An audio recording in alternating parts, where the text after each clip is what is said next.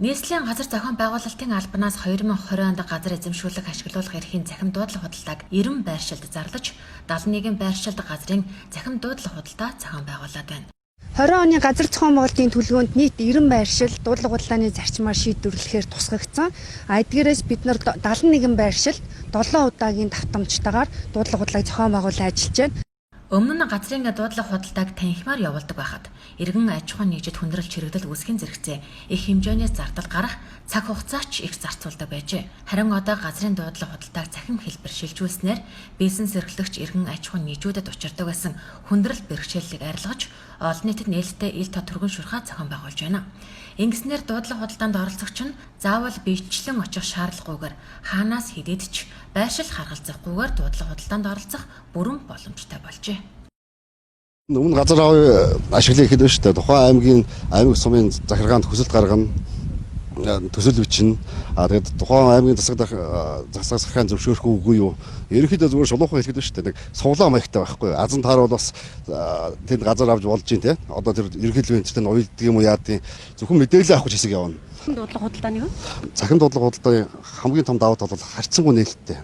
Маргаангүй шударга.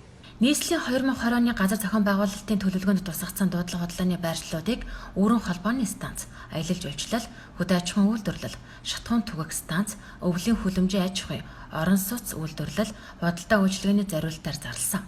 7 удаа захим хэлбэрээр нээлттэй зохион байгуулахад иргэн аж ахуйн нийж, хөдөө аж ахуйн үйлдвэрлэл, орон сууц, худалдаа үйлчилгээ, өргөн холбооны станцын зориулалттай газрыг зөнхлөн сонирхож байна.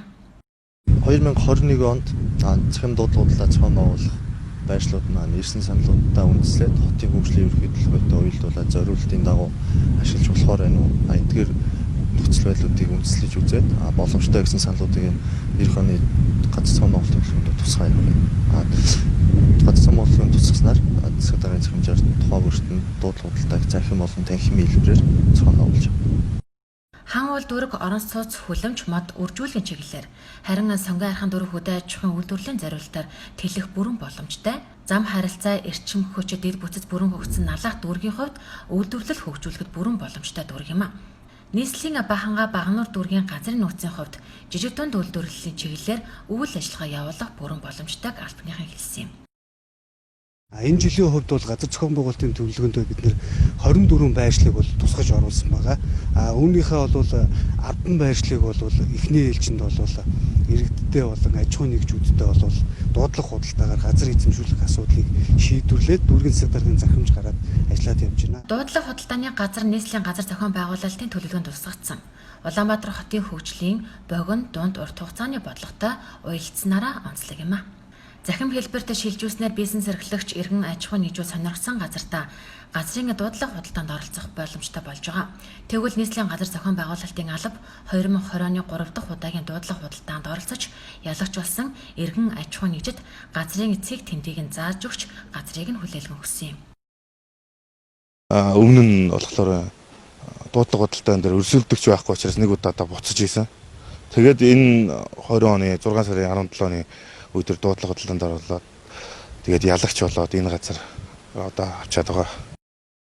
Иргэн аж ахуйн нийтдээ газрын биржийн захимт систем болох ML-EC-ийн сайтаас Улаанбаатар дахь дуудлага худалдааны мэдээлэлээс гадна бусад аймаг сумдын дуудлага худалдаатай холбоотой мэдээллийг нийт ороос авах боломжтой. Түүнчлэн бусад нэмэлт мэдээлэл болон төсөл шалгаруулалт худалдаа түрээс үнийн мэдээллийг ч авах боломжтой.